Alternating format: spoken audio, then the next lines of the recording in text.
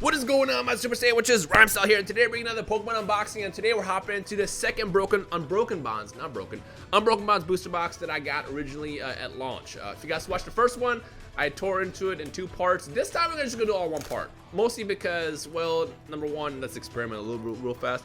I know usually the length that I make my videos is kind of like the sweet point that people have always enjoyed the most.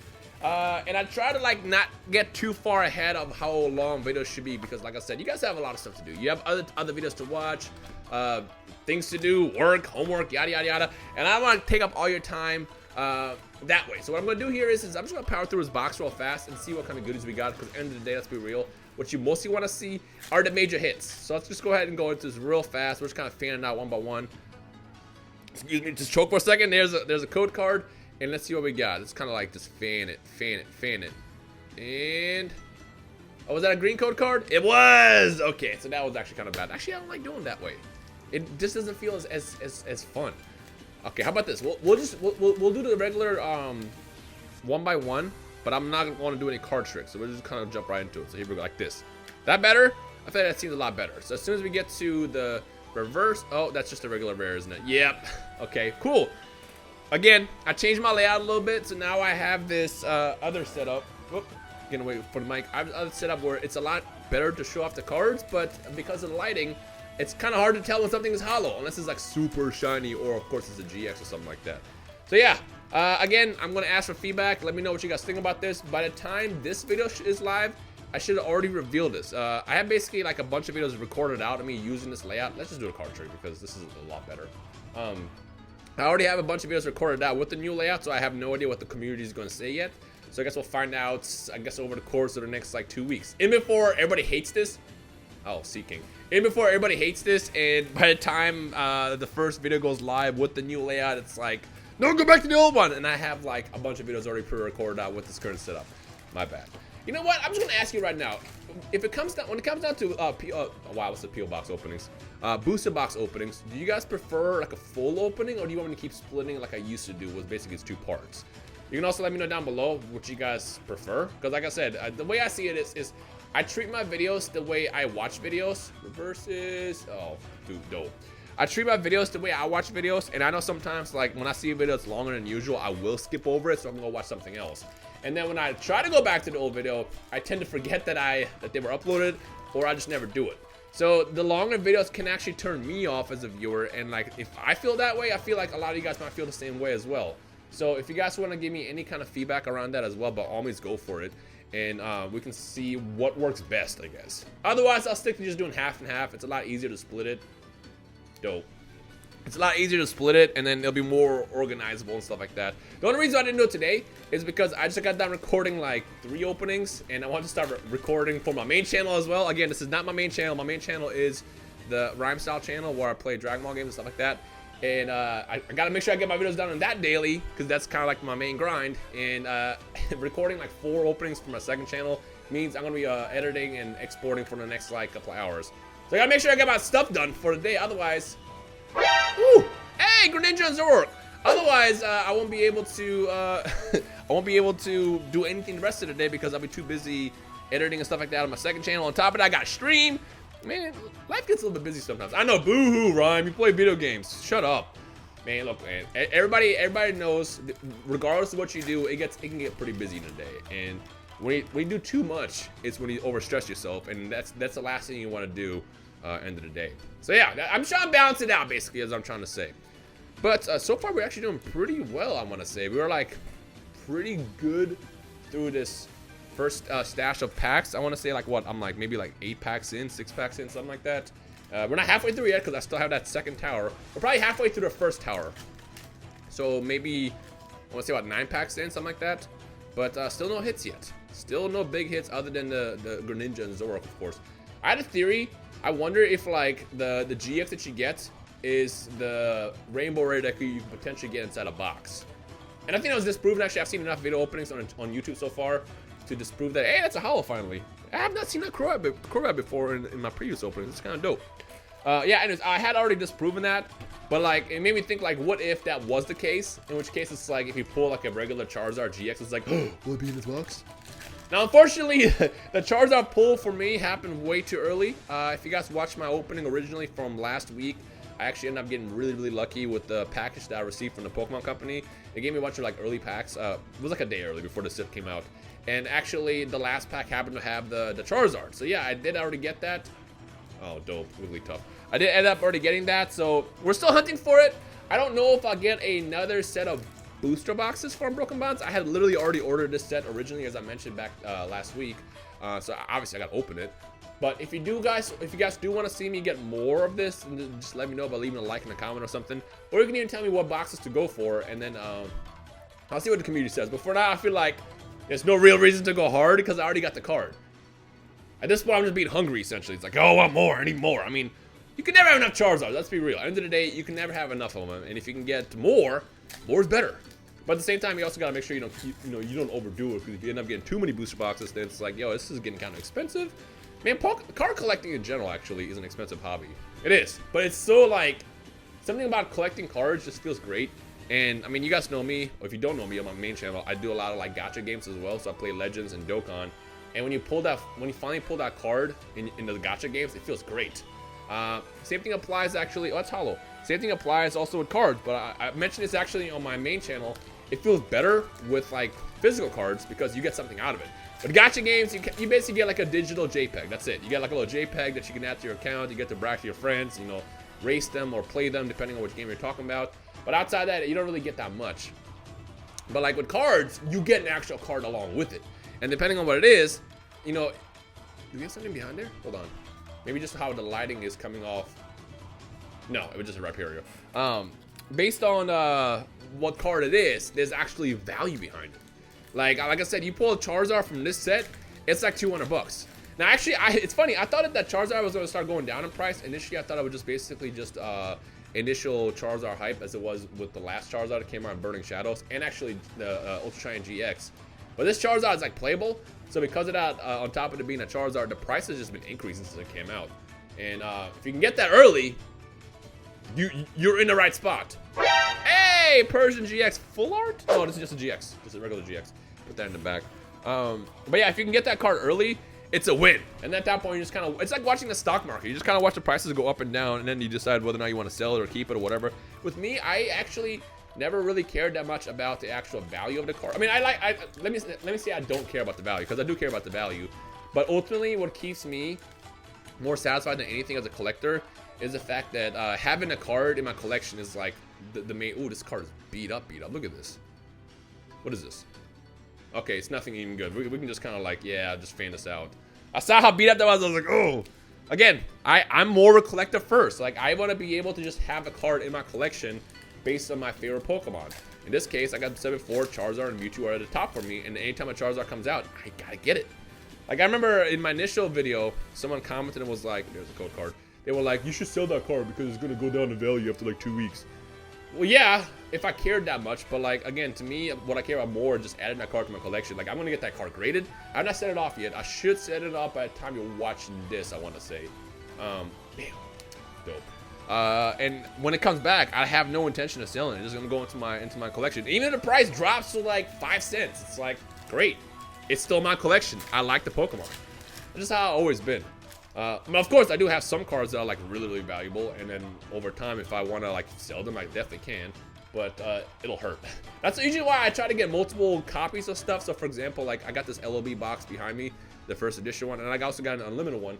I'm in the process of getting a second one right now. By the time you're watching this, I either failed or I won. Hey, the Danny GX. This card's actually decent from what everybody's telling me.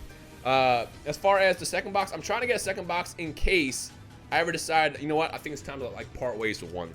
Because the beauty of cards, depending on what it is prices just tend to go up, as I said before. Wow, we got just none but GXs so far. So in the case of like the LOB box, that box, like first of all, that box last year was maybe 5 times cheaper than it is now. And by next year, I can see it twice as expensive as it is today. So like the thing about cards and boxes and stuff like that, anything that's collectible, the prices just keep going up. And based on what it is, it's kind of like a safer purchase, if that makes sense. So for me, buying a second LOB box is a safe purchase because worst case scenario, the price will stay the same and I can just sell it like from a year from now. Although I really doubt that the price will just not increase. I feel like it is. So when it comes down to it, let's say 2 years from now, let's say I need the money, or I just decide, you know what, I think it's time to sell it finally. Was this? Yeah, this is a green code card. Well, yeah, there you go. If I ever decide that it's time to sell it, then I'll have that second box and I can do it and I can keep the first one. Because, like, I know me. It's just, as a collector at heart, it's gonna be so hard to part ways with something that, like, I genuinely enjoy. Same thing with all my Charizards that I have. I mean, most of them I have no intention of selling. But if it comes down to it, I can. And I have some double copies of a couple cards. For example, I have, like, a couple of Shadowless Charizards at PSA 9s. And those are, like, a lot. I feel like they're a lot easier to sell than the 10s are, just because they're a bit cheaper, and yet they're still pretty valuable. So I have a couple of 9s. So if it comes down to it, I have to part ways. I'll still have one in my collection. Am I the one who thinks like that? Actually, no. Shout out to Nano. My homie Nano collects SH Figuarts, and I know he does the same thing with the actual figures. He'll buy like 2 or 3 figures. He'll buy like one to keep in the box, one to like take out the box and put it on his display stand, and then like one for just in case, because like the prices with those even go up over time as well. I don't know. If you're like that as well, let me know in the comment section below. But I just know with me, I've always been like that. And it's like, and it's funny, like my parents sometimes will be like, "Ooh, Honchkrow GX. I'm getting all the GXs in the set. Where is the hyper rare? Where is the hyper rare?" That's what I want to know. My parents, every time they see me buy these new boxes or cards, they always will text me and be like, "So when are you gonna sell it?" Shut up, Mom. I'm not gonna sell it. I'm not selling it. I don't actually really mean shut up, but you know what I'm saying. Look, man, this stuff it's just a huge part of my life. It always has been, and like to part ways with it, it's like literally just like throwing away a piece of myself, and that's why it's just difficult to even think about that. Yo, can we get like a hyper rare finally, like a full hour or something? I'm tired of getting the GXs. I mean, these are some decent GXs in the back, especially that Dedenne, but we want to get some collector value here. How about now? Hey, Koga's track. You know what I want? I want Red's Challenge. I want Red's Challenge. That's one of the full art trainers that I want to get. So I assume that I can't get any more full art trainers in this box because usually it's like 1 per box. Honestly, even Koga's trap is dope. Look at that. Let's put you right there in the middle. You can hang out right there in the middle while I open the rest of this box. By the way, you can't see my pile, but we're basically a couple packs into the second tower. So I guess by the time I'm done with this video, this should be about 20 minutes long if I go on this pace. I mean, I would just fan it out and just kind of like show you what's rare, but I feel like that just takes away from the opening, and I kind of want to just go through the whole experience of going through the entire pack, so you can basically live through the same thing, I guess, if that makes sense. Or maybe you prefer the fanning out. Let me know. Zerora. All right. Oh my gosh, this tower is about to fall. I gotta start forming a second tower, or actually a third tower even. Should be fine. The worst part about opening packs, like with me, like I said, since my main channel is always my big focus, what I tend to do in the second channel, that way there's always content uploaded, I will literally sit down and record like 4 or 5 openings in one sitting, and then schedule them out over the course of like a week. And the worst part is having to clean up everything, because right now you can't see it, but like I have a huge tower of packs next to me, a huge tower of packs on the bottom right of me, and a Kingler, with big balls, literally. I have all this like maintenance I have to do after I'm done with this, and then I can edit it and stuff like that, which is fine because by the time I actually export it off my phone and put it on my computer, then basically we're about ready to like edit out. And to be fair, I don't do as much heavy editing on my second channel as I do on my main channel, because otherwise I would go nuts. So it's a bit easier. It's just a matter of just putting into my program and then set into export, and then basically having to wait. Unfortunately, I can't use my computer when I'm exporting because it gets like super, it basically takes up for space. Right, you. But still, like, you know, I'll play video games in the background, just kind of chill in the meantime while we wait for that, and then get everything made, you know, get all the thumbnails done, and then schedule out for the next week. That way I have content on the second channel.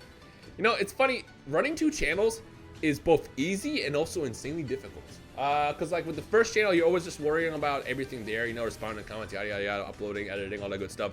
And then you realize, crap, now I have to do it 2 times as much on my second channel as well. That's why usually what I tend to do is I will get a Togekiss. Usually what I tend to do is I will go on my second channel through my first channel and just respond from my main channel account, because I don't have my second channel connected on my phone. So that's why, like, if you ever see me respond to your comments on my second channel, it'll mostly come from my main channel. I don't even know if that sends notifications. I assume it does. Whoops.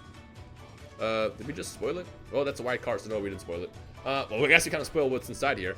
But yeah, I tend to always use my main channel to respond to the second one, just because it's a bit easier. And then I have to like sit there and like log in and get on my phone, yada, yada, yada. So that's why I tend to do that, if you've ever noticed. a muck and an Alola muck. I actually already pulled this. Yikes, that sucks. I mean, I'm sure this is exciting to some of y'all, but like I literally already pulled this, so to me it's like, whatever. Let's put this in the back. There you can hang out over here next to the Dene. Look at the Dene's little eyes. Look at Dane's little eyes. Now, good news is we still have not pulled a hyper rare yet, and I think you can get multiple hyper rares per box, but it's kind of rare. But we have at least one coming still, so fingers crossed that it's the right one. I also want to get Blastoise still. I like the Blastoise that they have in this set. Definitely want to get that as a hyper rare. But of course, the big one's gonna be Charizard. But at this point, I feel like I'm getting hungry. It's like hungry, angry. Like I already got a Charizard. I don't need a second one. But still, 2 doesn't hurt, right? Kind of abominable. Dope. Okay. Yep. It's time to form a 4th tower of cards next to me because it's getting really, really packed next to me. But whatever. All right, we're about halfway through the 2nd tower of packs. So, I mean, I guess this isn't too bad, right? It's a little bit of longer video. You get to basically get a whole booster box experience in one. It doesn't get to be split. Is this better? I feel like it's kind of... I might just keep doing this because I know I started doing this before and then I stopped. I mostly stopped before just because, like I said, it's gotten to the point where I'm just doing so much on my main channel that I always forget to come back to my second. Well, it's not that I forget. So what happens is honestly, I'll burn myself out by the amount that I do on the overall first channel. Because like I said, I stream on twitch.tv/Rhymestyle. Plug. And then when I'm done, like basically making all the content and streaming over there, I look to the side of my desk and I'm like, I have all these packs that I still gotta go through and upload on my second channel. And then I'll tell myself I'll do it tomorrow, I'll do it tomorrow, I'll do it tomorrow, and then tomorrow just never comes. Bam! Gengar. And then next thing you know, we went a whole week and a half without uploading my main channel. You guys are wondering where I went, and that's kind of essentially what happens. And then the worst part is depending on how the algorithm is. You know, if the algorithm decides to pick you up, you gotta nurture the algorithm. You gotta like give it everything you've got. Otherwise, the second you slow down, the algorithm will be all like, "I bet, let's just stop pushing this channel," and then it's like crap. So you gotta take any and every advantage you get when it comes down to running a YouTube channel. I actually saw this as a white code card, so what's it gonna be? It's a Fire Crystal Secret Rare, or as I said before, Golden Rare. It's basically a golden card. Leave me alone. That's dope. That is actually fantastic. That card looks awesome too. Ooh. Let's put this in the sleeve. Let's put this right there in the middle. Still no hyper rare though. And before I won't get a hyper rare. We got 1, 2, 3, 4, 5, 6, 7. We have 7 like good hits, and then we also had a couple of hollows. I still feel like the box owes us at least 1 ultra, or not ultra, but secret rare. But I guess we'll find out here. There's a code card. Let's see what we got in this one. Okay. How about this? The last pack is going to be a hyper rare Charizard. I'm going to put it out in the universe because the box has already been pretty fire as is. We got to finish that with some real fire. Ooh, an Ultra Beast. Let's finish that with some real fire by actually having it end with a hyper rare Charizard. That way, since I haven't sent the other one off yet, I can send off 2 and then potentially get both of them graded. Fingers crossed that they both come back as 10s. You know what? That's the scenario I'm setting up here. We're going to set up that scenario right there. You know what? Hold on. It says LR again. Remember last time? 2, 3, 4. Last time, when it said LR, well, although it said LR in the beginning of the code card, it ended up being a Charizard. Even before, this is actually like a secret thing that's like every single code card says LR actually is a Charizard. Wouldn't that be wild? Wouldn't that be wild? Oh, or it's gonna be just a Venomoth. Never mind. Let's keep an eye out for the next code card that says LR in the front, and then we can kind of test our theory there. It's a stupid theory. Don't take it serious. I know a lot of times when people say stuff on YouTube, it's like, oh, so that's a secret. It's like, no, it's not. There's that. Hopefully, this is not anything big, because I kind of like the way I grabbed it might have actually hurt the card. At least hurt the cards in the back, not the ones in the middle. So the actual hit should be good. But let's see what we walk away with. Bam! Sand Slash. Okay, fantastic. So it wasn't anything serious. All right, we're down to our last 3 packs. Last 3 packs. We'll save the Charizard pack for last. Let's go ahead and do Marshadow and Machamp first.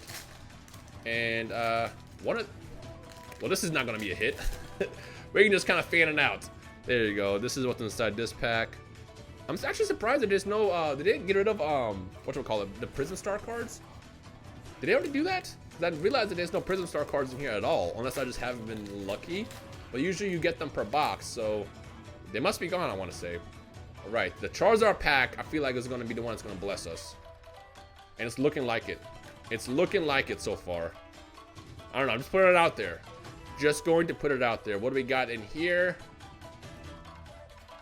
A Malamar. Finally! Alright, So there should be a hyper rare in here, unless I just got no hyper rares in this entire box, unless they counted the fire crystal as the one. But in my experience, the last couple times I opened packs, I always got like a full art.